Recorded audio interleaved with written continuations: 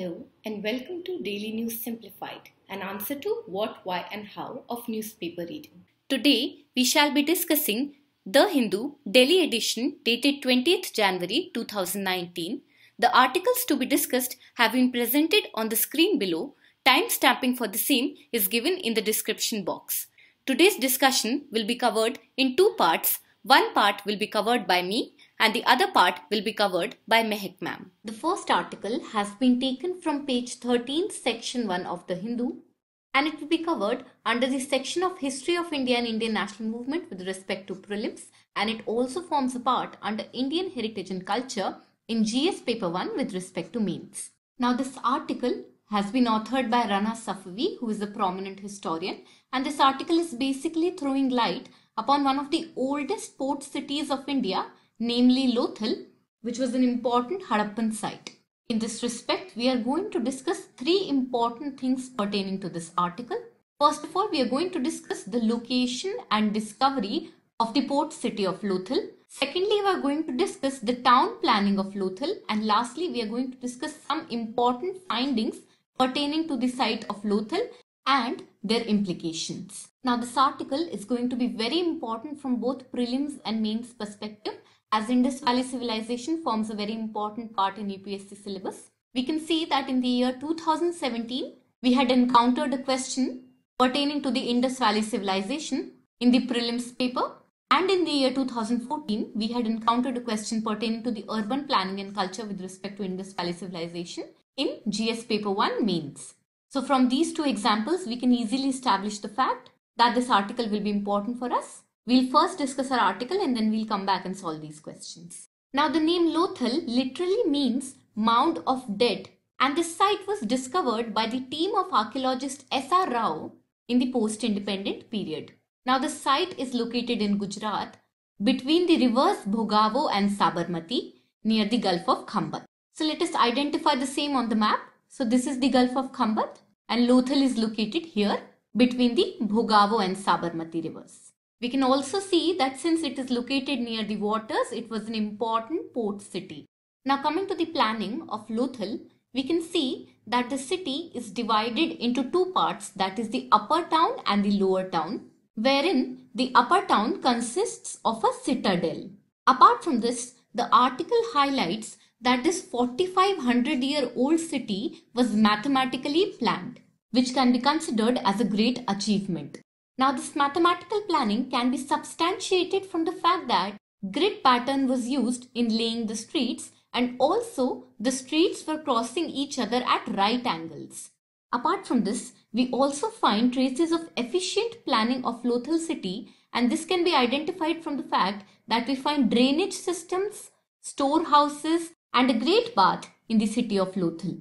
Apart from this, another crucial discovery was the lota-like jars and toilets, which indicates that the people of Lothal emphasize greatly on the aspect of cleanliness. Now coming to the final aspect of this article, we'll discuss some key findings and their implications pertaining to Lothal. Now since we have already discussed that Lothal was an important port city, we find presence of a dockyard which was a rectangular basin and it is made of baked bricks. It will be important to note here that the use of baked bricks was an important feature of the Harappan civilization, and we do not find the same for a long time in the successive civilizations to come. Apart from this, the presence of a dockyard easily suggests that maritime activity was carried out under the Harappans, which in turn suggests that trade was a regular feature under the Harappan civilization. Now apart from a dockyard, we also find the presence of seals and pottery in Lothal. The most famous example of a seal yielded from Lothal is the unicorn seal, which suggests that mythological figures were used as motifs in the seals of Harappa. Apart from this, with respect to pottery, an important finding is a vase discovered in Lothal, which depicts a painting of a crow standing next to a pitcher and a deer is looking back at it. Now the reason why we have discussed the depiction on the vase is because this depiction can be related to the story of Thirsty Crow written in the Panchtantra, which suggests a tradition of continuity. Now with respect to the Lothal seals, it will be important to note that these seals are found in many other ancient cities that were prevalent during the Harappan civilization. And this finding of Lothal seals in other ancient cities again implies the importance of trade in the Harappan civilization. So we can see that both the presence of dockyard and the presence of seals suggest that Lothal was a very important trading center, both for the people of Harappa and for the other contemporary ancient civilizations. Finally, apart from a dockyard, seals and pottery, we also find an important evidence of a bead making factory in Lothal, and this can be substantiated from the fact that we find evidences of 800 cornelian beads along with the tools used for making beads and a bead maker's house in Lothal. It will be interesting to note here that these beads were made of semi-precious stones, terracotta and gold, and they were very famous in other ancient civilizations located in Bahrain, Iran, Sumer, which is currently known as Iraq. So from these three important findings, it can be easily implied that Lothal was an important trading center, which was also efficient in the domain of maritime activity. Also, I would like you all to notice that whenever we are reading about any important Harappan site, this is how we are going to differentiate the various aspects of any site. That is, we are going to break up a site in certain aspects. Firstly, we'll discuss its location. Then if a site is rather a developed one, we can discuss about its planning. And apart from this, we must always look upon the important findings and their implications, in this case a dockyard, a bead making factory, etc., while analyzing any important Harappan site. So with this, we have completed the discussion on this news. Let us go back to our previous year questions. Now let us first discuss the prelims question from the year 2017. Please try and solve this question, which we are going to answer after 5 seconds. Now this question contains 3 statements pertaining to the culture of Rigvedic Aryans and the Indus Valley people, and we need to identify that which among these 3 statements are correct. So the first statement says that Rigvedic Aryans used the coat of mail and helmet in warfare, whereas the people of Indus Valley civilization did not leave any evidence of using them. Now this is going to be a correct statement because the people of Indus Valley civilization had not left any evidences of any kind of warfare, whereas the Rigvedic Aryans was a prominent warfare community and had left many traces on the same. Hence, this statement will be correct. Now, the second statement says that Rigvedic Aryans knew the use of gold, silver and copper, whereas Indus Valley people only knew the use of copper and iron. This is going to be an incorrect statement, as we've just discussed even in this article, that we find many seals of gold in the area of Lothal, and this in turn tells us that Indus Valley people also knew the use of other metals. Coming to the third statement, it says that Rigvedic Aryans had domesticated the horse, whereas there is no evidence of Indus Valley people having been aware of this animal. Now this is again going to be a correct statement because the Rigvedic Aryans prominently established themselves as a warfare community wherein horse played a very important role. Indus Valley people, on the other hand, were unaware of the use of horse, and we do not find any depiction of this animal on their seals or any kind of art, and hence the third statement will be correct. Therefore, our final answer for this question is going to be option C. Now the second question is a mains question, and it is asking us that to what extent urban planning and culture of the Indus Valley civilization has provided inputs to the present day urbanization. Now there are 2 ways to answer this question. You can either talk about the urban planning and culture of Harappan civilization in general, along with giving examples of important Harappan sites such as Mohenjo-daro, Harappa, etc. And then you can correlate these examples to the traditions which are still being practiced today. The second approach can be to elaborately explain one important site of Harappa. For example, we can take Lothal. And from this one example which we have explained in detail, we can trace the evidences which are still continuing in contemporary times. For example, in the case of planning of Lothal, we had discussed that the city was mathematically planned, and we had also discussed that it followed a grid pattern and that the streets were crossing at right angles. Apart from this, we had also discussed that there were drainage systems and a storehouse. Also, there was a discovery of toilets. Now, these kind of evidences are still used in the town planning of current cities, and hence these can be seen as aspects that are still continued in contemporary times. I hope with this you have understood how to answer a mains question with different approaches. The next article has been taken from page 1, section 2 of the Hindu, and it can be covered under the section of History of India and Indian National Movement with respect to prelims, and it also forms a part under Indian Heritage and Culture with respect to mains. Now this article is pertaining to the grave of Yusuf Shah Chak, and this grave is under threat from land grabbers. It will be important to note here that the caretakers of this grave have written over 200 letters to the Government of India in order to seek protection for this monument. Also, we must know that Yusuf Shah Chak was the ruler of Kashmir. In this respect, we are going to discuss two things pertaining to this article. Firstly, we are going to discuss in brief about the Chak dynasty and Yusuf Shah Chak. And secondly, we are going to discuss some basic details pertaining to the grave of Yusuf Shah Chak. So let's move forward. Now the Chak dynasty was the last native dynasty that ruled independent Kashmir. It will be important to note that in the year 1589, Kashmir was annexed by the Mughal ruler Akbar. Apart from this, the people belonging to Chak dynasty were from an area known as Gurez, which is located in Kashmir itself, and this indicates that the Chak dynasty people were local inhabitants of Kashmir. And apart from this, the majority population of Chak dynasty were Sunni Muslims. Now coming to Yusuf Shah Chak, he was the son of Ali Shah, who was also a ruler of Kashmir, and Yusuf Shah Chak ruled the area of Kashmir from the year 1579 to 1586 AD.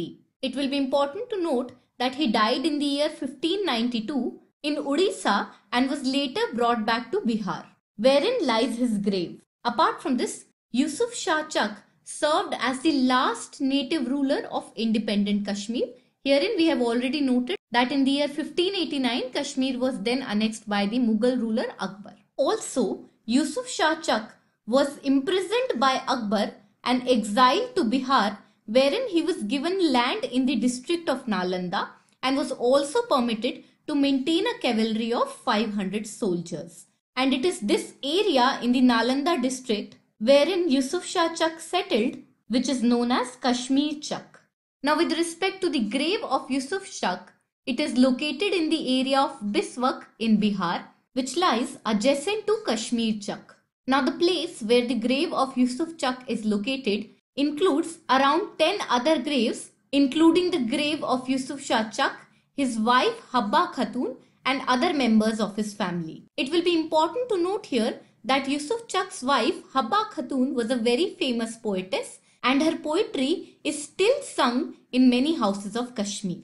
With respect to the traditions and customs which are still followed in this grave, we find that every year on the date of 28th December, the people of Bihar assemble at this grave of Yusuf Shah Chak and celebrate Urs. By Urs we mean a death anniversary. Herein this death anniversary is of Yusuf Chak, which is celebrated every year on 28th December. Now as a part and parcel of this custom, people offer tributes to Yusuf Chak. They also offer Fateh Khani and recite verses from Quran. And apart from this, they also throw light on the life of Yusuf Chak as a part of the celebration of his death anniversary every year on 28th December. Now in light of the information which we have just discussed, please try and solve this practice question which we'll discuss after 5 seconds. Now this question contains 2 statements and we need to identify that which among them are correct. The first statement says that Yusuf Shah Chak was the last native ruler of independent Kashmir. This is going to be a correct statement, as we have just discussed that Yusuf Shah Chak was the last native ruler of independent Kashmir, and it was after his reign that in the year 1589 Kashmir was then annexed by the Mughal ruler Akbar. Hence our first statement is going to be correct. Now the second statement says that Yusuf Shah Chak is buried with his wife in Srinagar, Kashmir. This is going to be an incorrect statement, as we have just discussed that his grave lies in Bihar in an area known as Biswak. Therefore, our final answer is going to be option A, that is only the first statement is correct. So with this, we have completed the discussion on this news. Let us move on to the next one. The next article has been taken from page 1, continued on page 10 from section 1 of the Hindu, and it will be covered under the section of History of India and Indian National Movement with respect to prelims, and it also forms a part under GS Paper 1 under Indian Heritage and Culture with respect to mains. Now this article is introducing us to a corridor, that is the Kashi Vishwanath corridor, which is being developed in Varanasi near the Kashi Vishwanath temple in order to ease the time taken for the pilgrimage to this temple. It will be important to note here that this step of making Kashi Vishwanath corridor has been criticized by many as it alters the topography of this ancient Indian site known as Kashi. So with respect to this development, there are two important things in this article that we need to talk about. Firstly, we'll discuss some basic details pertaining to the Kashi Vishwanath temple. And secondly, we are going to discuss in brief some details of the Kashi Vishwanath corridor. So let's move forward. Now before jumping to our discussion, I would like to point out that questions pertaining to important temples in India have been a recurring theme in the preliminary examination of UPSC. In this respect, we can see that in the years 2017 and 2015, we had encountered questions pertaining to ancient Indian or medieval Indian temples, and hence it is in this respect that the Kashi Vishwanath temple will also be relevant for us from UPSC perspective. Now the Kashi Vishwanath temple is located in Varanasi on the western bank of the holy river Ganga. This temple is primarily dedicated to Lord Shiva, and it enshrines one of the 12 major Jyotirlingams of Shiva. It will be important to note that this temple has been rebuilt many times, and the structure that is standing as of now was built in the year 1777 under Rani Ahilyabai Holkar of Indore, who was a Maratha queen. Now the area surrounding the Kashi Vishwanath temple is also filled with numerous shrines and lingams, and hence this entire place becomes important from religious point of view. Apart from this, the temple complex of Kashi Vishwanath temple is popularly known as the Golden Temple due to the presence of a massive gold plating on the shikhara of this temple. Apart from this, the shrine also includes shrines of protector deities such as Mahakala and Dandapani, and it also includes a lingam of Avimukteshwara. Now coming to the Kashi Vishwanath corridor, it is considered to be the pet project of Prime Minister Narendra Modi, and it is going to be a 50 feet wide corridor. Now as already discussed, Kashi Vishwanath is a very important Hindu temple, and the issue is that while reaching this temple, pilgrims have to cross several narrow and congested lanes. And it is in this respect that the Kashi Vishwanath corridor is being constructed so that the timing to reach the temple can be eased. And in order to do so, few nearby structures have been demolished. Apart from this, it will be important to note that this corridor is being developed between the Lalita Ghat and Manikarnika Ghat on the banks of river Ganga. So with this, we have completed the discussion of this article. Please try and solve this question from the year 2017, which we'll discuss after 5 seconds.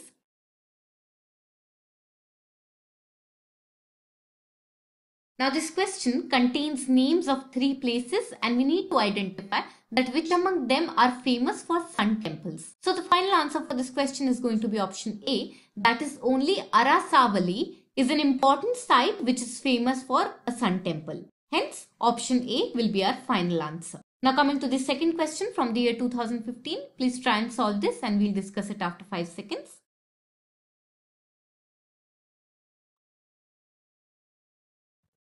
Now this question contains names of 4 temples, and we need to identify that which among them was built the earliest. So the final answer for this question is going to be option B, that is Rock Cut Elephant at Dholi, because the Rock Cut Elephant at Dholi belongs to the Mauryan dynasty, and the other 3 options mentioned here come from the later dynasties. Hence our final answer will be option B. Now with respect to the information which we have discussed pertaining to this article, please attempt this practice question which we'll discuss after 5 seconds.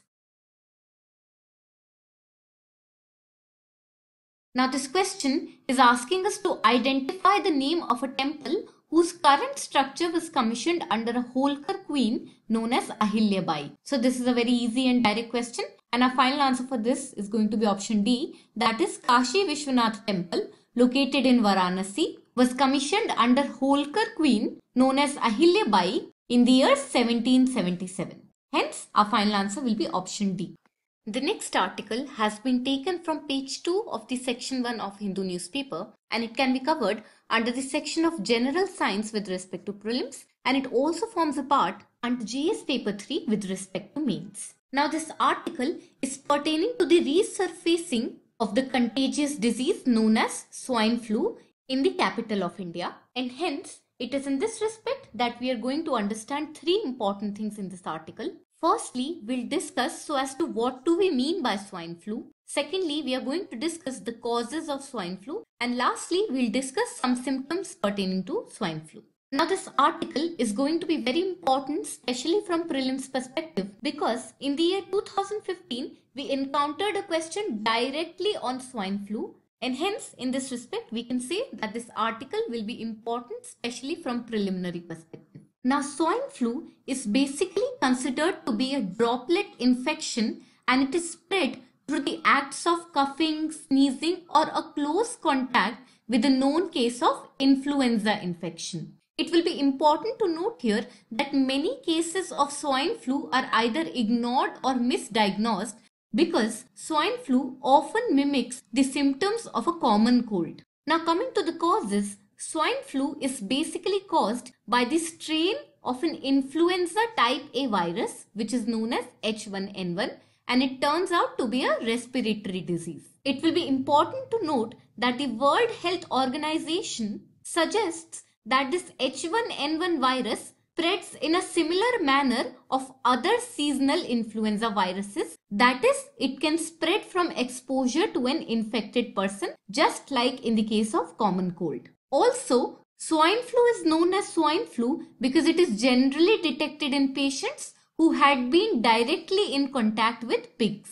Also, apart from this, since we've already discussed that swine flu is a contagious disease, it can be suggested that if a person who is suffering from swine flu coughs or sneezes and in turn leaves behind the infected droplets, the exposure to these infected droplets can in turn contaminate the hands and the surfaces wherein they were left. With respect to the vulnerable group or the section of people who are more likely to get swine flu includes pregnant women, children under 5 and people over the age of 65 years with serious medical conditions. As an extra information, it will also be important to note that the first case of swine flu was detected in North America in the year 2009, and after this it has rapidly spread all around the world. Now, coming to the final aspect of this article, let us discuss some of the basic symptoms that come with swine flu. So as we've already discussed that swine flu mimics the symptoms of a regular human flu, particularly common cold.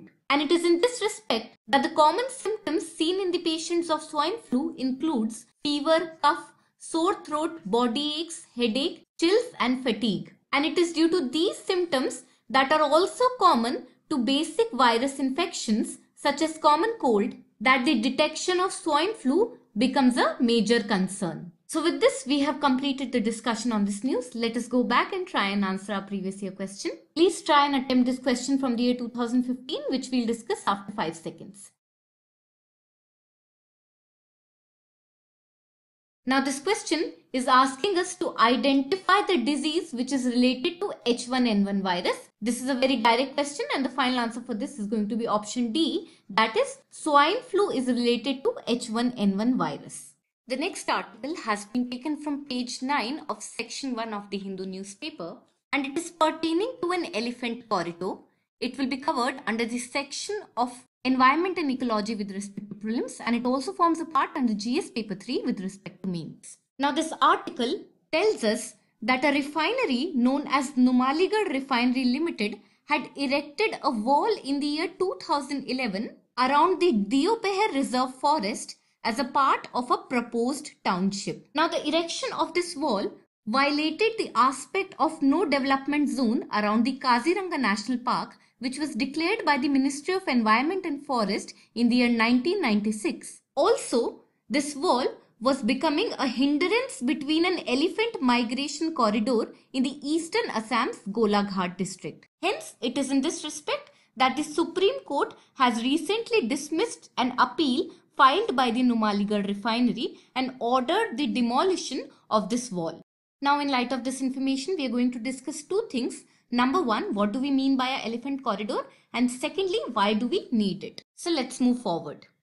Now, an elephant corridor is basically a narrow, linear and a natural habitat linkage which allows the elephants to move between secure habitats without the disturbance of humans. That is, an elephant corridor can be considered as a pathway free from human disturbances. Now, why do we need elephant corridors? So basically, elephants have two types of movements that can be classified as daily and seasonal. Now, with respect to the daily movement of elephants, they follow rainfall patterns and a specific route. Apart from this, it will be important to note that elephants move out of the forest cover daily in order to raid the adjacent cropland and return back to the forest before sunrise. Hence, from this, it can be easily identified that elephants tend to have a nomadic behavior, and this nomadic behavior is immensely important for the environment. Hence, it is in this respect that in order to secure a safe future for the wild elephants, it is essential to create designated elephant corridors for them, which must be legally protected and secured, and that they must ensure an uninterrupted movement between the key habitats of wild elephants. So I hope from this we have understood that the nomadic behavior of elephants that can be classified as daily and seasonal is immensely important for the sustainable environment, and it is in this respect that we need elephant corridors to ensure the uninterrupted movement of elephants, and these elephant corridors must be legally secured and protected. So with this, we have completed the discussion on this news. The next article has been taken from page number 4 and 5 from the section 2 of the Hindu newspaper. It will be covered under the section of art and culture with respect to prelims, and it also forms a part under GS paper 1 with respect to mains. Now this article is pertaining to the Chetak Sarang Kheda fair, which is an annual horse trading fair. Now this horse trading festival has already been covered in the DNS dated 28th December 2018 by Naveed sir.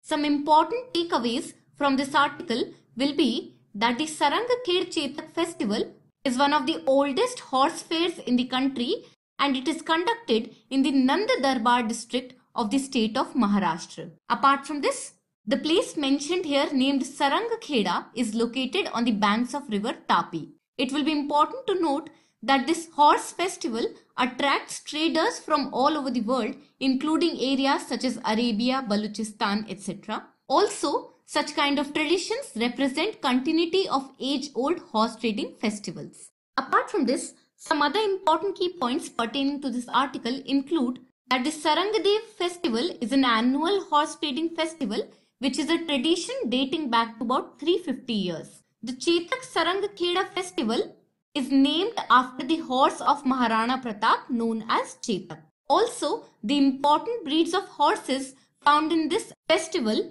includes the Marwadi, Kathiawadi, Punjabi and Sindhi horse breed. Now, in light of the information which we have just discussed, please try and solve this practice question which we will discuss after 5 seconds. Now, this question contains two statements pertaining to the Chetak Sarang Kheda festival, and we need to identify that which among them are correct. The first statement says that this is a biannual horse trading festival conducted in Maharashtra. This is going to be an incorrect statement because although this festival is conducted in Maharashtra, it is not a biannual festival, it is conducted annually. The second statement says that this festival is named after the favorite horse of Maharana Pratap. We have just discussed it is named after the favorite horse of Maharana Pratap known as Chetak. Hence, this will be a correct statement. Therefore, our final answer is going to be option B. So with this, we have completed the discussion on this news. With this, we have come to an end of today's news discussion. Let's move on for the question of the day.